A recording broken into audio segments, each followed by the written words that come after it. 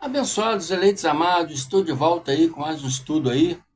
Agradeço aí meu amigo José João aí, por estar aí comigo aí. Obrigado aí, José João. Estamos juntos aí, meu irmão. Eu mandei meu número do WhatsApp para você, irmão. Adicione esse número aí. E a todos vocês que queiram que eu avise a hora que começar as lives, adicione meu número aí. E quando ficar poucas horas antes da live começar, eu vou mandar ali um recado avisando o horário da live, tá bom? Eu vou botar o meu número aqui embaixo na descrição de vídeo. Embaixo desse vídeo tem a descrição de vídeo. Ali vai estar o meu número ali, tá bom? Então adicione o número aí, que aí quando começar as lives, eu posso avisar vocês, irmãos, aí da live aí, tá bom? Para que vocês não percam a live. Então é isso aí, abençoados. Estamos de volta aí com mais um estudo aí. Eu agradeço a todos vocês que têm participado aí. Agradeço a todos vocês que têm aí se inscrito recentemente aí, né? Alguns eu agradeço em nome de vocês, outros eu não sei o nome, mas agradeço a todos vocês, tá? Por estar aí se inscrevendo, se está aí dando seus likes aí, que é muito importante dar o like, se inscrever e fazer seus comentários. Isso é importante. Amém? Se você já é inscrito, se indique pessoa para se inscrever. Se está me vendo pela primeira vez, se inscreva, abençoado. É muito importante isso. E pega esses vídeos e compartilhe com mais pessoas, para que mais pessoas possam estar aí conhecendo aqui o irmão André, conhecendo o canal do irmão André. Amém? Peço a vocês que visitem também o canal do meu irmão Carlos Antônio Gomes, canal Democracia Espiritual. Visitem lá, façam uma visita lá. Amém? As lives dele também são todas às 18 horas, todos os dias, 18 horas, né? Visite também a live do irmão. Amém? É isso que eu peço aí. Estamos juntos, unidos. Eu e o irmão Carlos estamos unidos aí, né? A favor desse crescimento da graça de Deus, a favor do conhecimento, né? Para elevar, para quanto mais pessoa puder. E eu peço a ajuda de vocês aí. Peço a ajuda de vocês aí para que vocês possam compartilhar esses vídeos, para que mais pessoas venham nos conhecer. Amém? Então é isso aí. O tema desse estudo é: onde está Lúcifer na Bíblia? Onde está Lúcifer na Bíblia? Por que o tema desse estudo, irmão André? Porque um abençoado aí me falou: estou assistindo uma novela aí de uma rede de televisão e lá foi atribuído o livro de Isaías a Lúcifer, Isaías e Ezequiel. Só que sobre Ezequiel eu vou falar no outro estudo.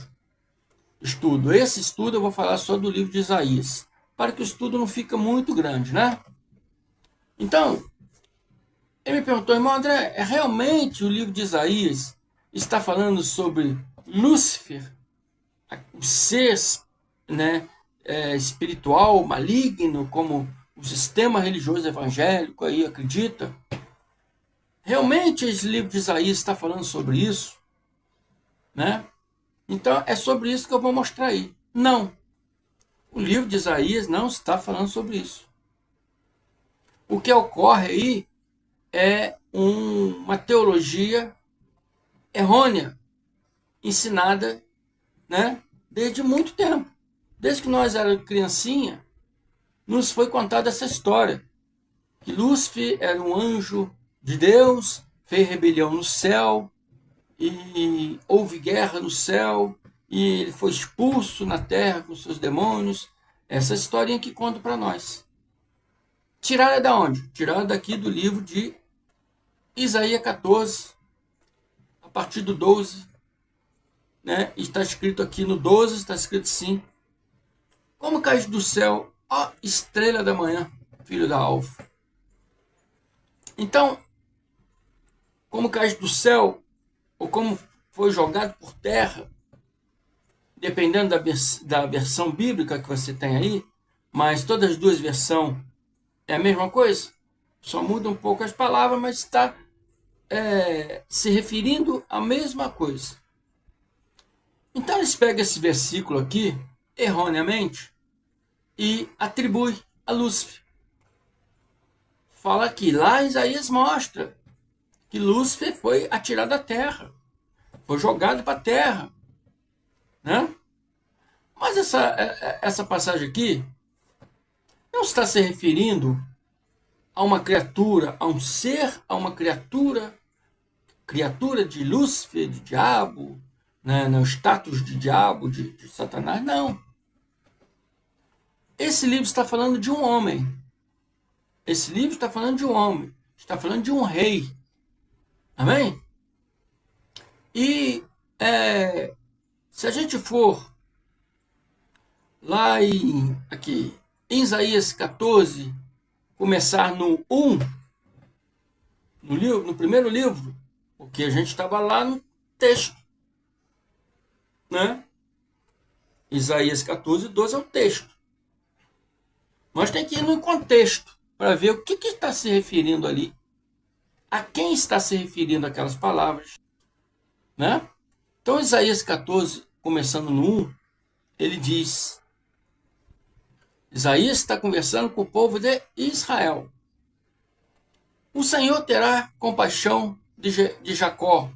Jacó é o pai das tribos de Israel. Tornará a escolher Israel e os estabelecerá em suas própria terra. Os estrangeiros se ajuntarão a eles e farão parte da descendência de Jacó. Povos os acompanharão e os levarão ao seu próprio lugar. E a descendência de Israel possuirá os povos como escravos e servos na terra do Senhor. Farão prisioneiros os seus captores e dominarão sobre eles e seus opressores. No dia que o Senhor lhe der descanso do sofrimento, da perturbação e da cruel escravidão que sobre vocês foi imposta.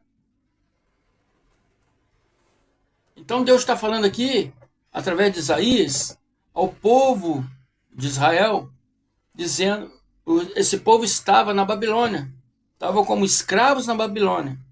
E Deus está falando aqui para eles: o dia que eu tirar vocês aí da escravidão da Babilônia, né?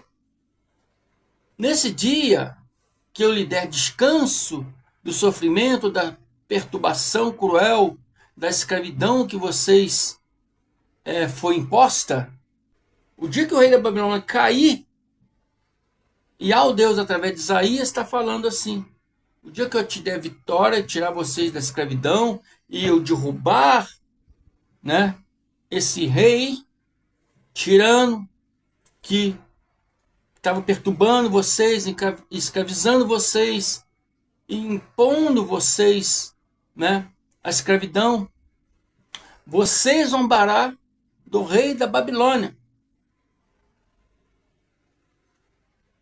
E vão dizer: como chegou ao fim o opressor?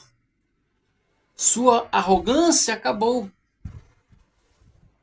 Então, aquele livro, o Isaías 14, 12, como caísse do céu ao estrela da manhã, filho da alva, está se referindo aqui ao rei da Babilônia, Nabucodonosor IV, rei da época da Babilônia. Amém? Então, o perigo que tem de você ler o texto sem ler o contexto. Você tem que ler o texto, mas tem que ver o contexto. O que o contexto está dizendo lá, para que eu possa chegar no contexto e entender o contexto. Se você pegar só o texto, como cai do céu ao estrela da manhã, filho da alva, você vai acreditar realmente que existe, que essa historinha de rebelião no céu e de Lúcifer ser jogado na terra, realmente existiu essa historinha. e vai achar que Isaías 14:12 está falando realmente de Lúcifer, mas não. Está falando do rei da Babilônia, que era um rei tirano. Mas onde entra aí a estrela da manhã? Onde entra esse apelido como estrela da manhã? Por que foi acrescentado este apelido a esse rei? Porque a estrela da manhã se refere ao planeta Vênus. É a estrela, né, maior, mais brilhosa, mais esplendorosa que tem no céu antes do sol nascer. Amém? Antes do sol nascer, ela é a maior estrela do céu, maior do que todas as outras estrelas do céu, visto pelos nossos olhos nus, né? Então ele pegou isso como um apelido para ele. Que eu serei igual aquela estrela. Eu serei maior do que todos os reinos do meu redor. Eu serei como Deus em toda essa terra. Entende? E por que ele atribuiu a pessoa dele a um apelido, a majestade dessa estrela? Porque naquela época eles adoravam os astros. Adoravam sol, lua, estrela. Eles adoravam os astros, né? E está escrito aqui em Atos 7, 42, 43, que diz: mas Deus afastou-se deles e os entregou à adoração dos astros. Eles está se referindo aos israelitas. Deus se afastou dos israelitas e os entregou à adoração dos astros, conforme o que foi escrito no livro dos profetas. Foi a mim que vocês apresentaram sacrifício e oferta durante os 40 anos no deserto? Ó, nação de Israel. É uma pergunta de Deus. Ao invés disso, levantaste do santuário de Moloque e a estrela do seu Deus Renfã. Eles adoravam a estrela do seu Deus Renfã. Amém? Eles atribuíam aquela estrela da manhã como sendo a estrela do Deus Renfã, que era adorado lá pelos cananeus,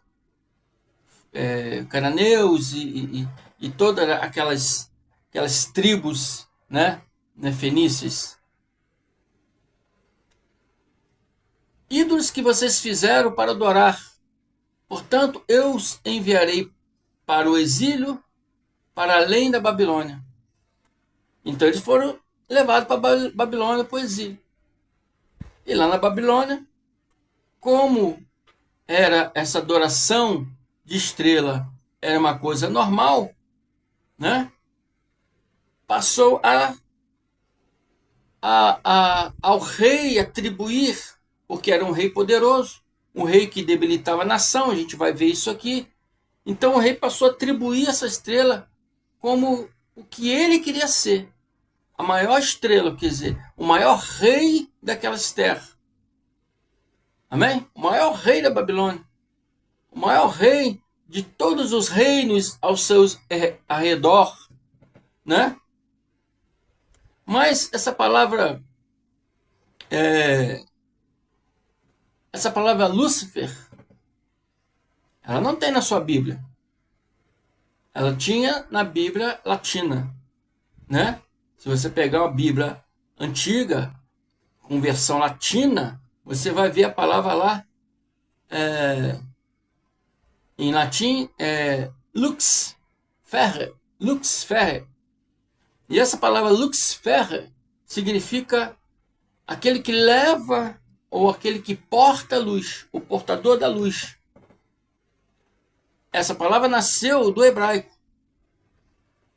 Nasceu do hebraico, que significa, né, a brilhosa estrela da manhã, ou se referindo a um homem, né, o brilhoso filho da manhã, que em hebraico é Elel ben Shahar.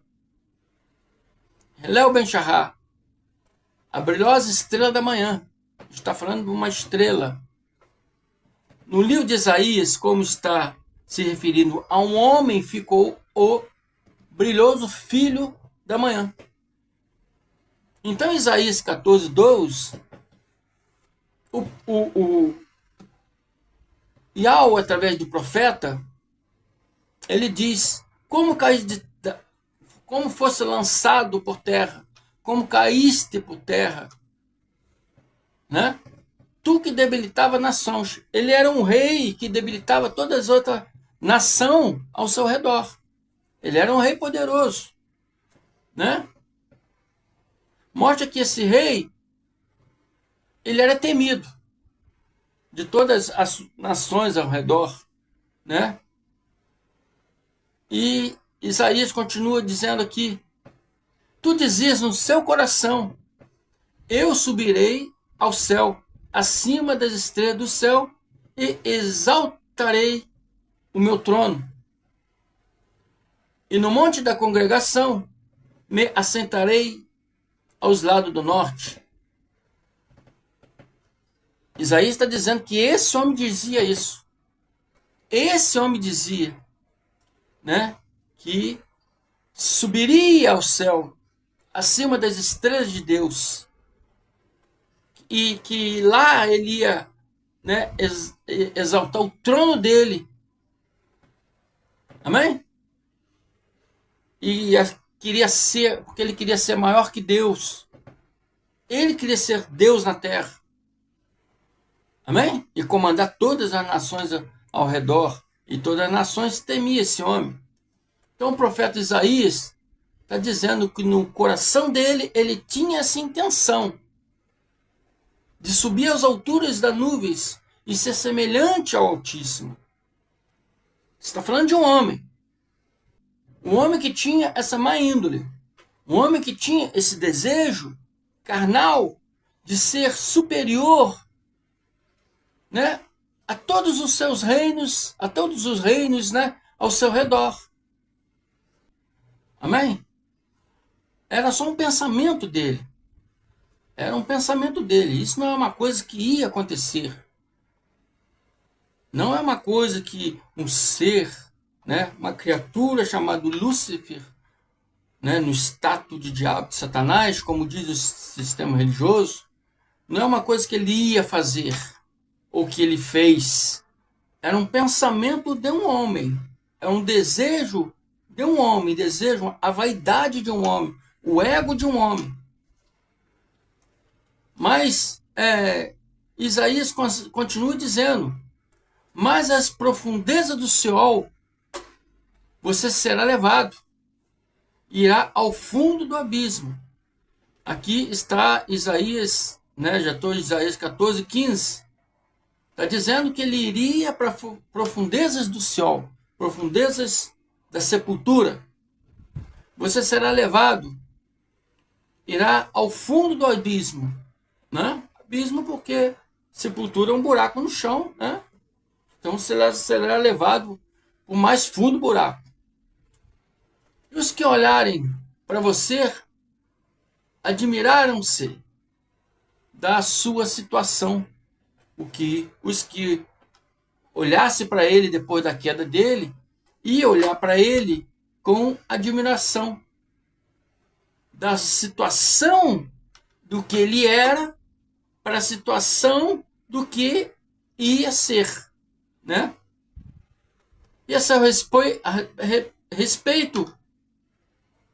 ponderão, e a seu respeito ponderão, e a seu respeito falarão, e a seu respeito pensarão, e a seu respeito exclamarão: esse é o homem que fazia tremer a terra e abalava os reinos. Então está dizendo aqui sobre um homem. Lá nós lemos sobre o rei, que era o rei da Babilônia, Nabucodonosor IV. E aqui, Yahweh, através de Isaías, está falando que ele seria levado ao mais profundo abismo do Seol, a cova mais profunda da sepultura, né?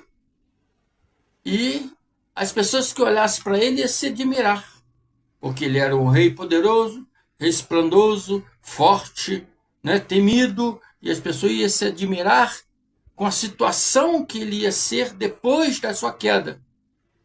E a respeito deles, as pessoas iam ponderar, ia falar, ia sussurrar, ia pensar, ia exclamar. Esse é um homem que fazia tremer a terra e abalava os reinos. Então a palavra está falando sobre quem? Um homem. Não existe nenhuma referência aqui de uma criatura maligna,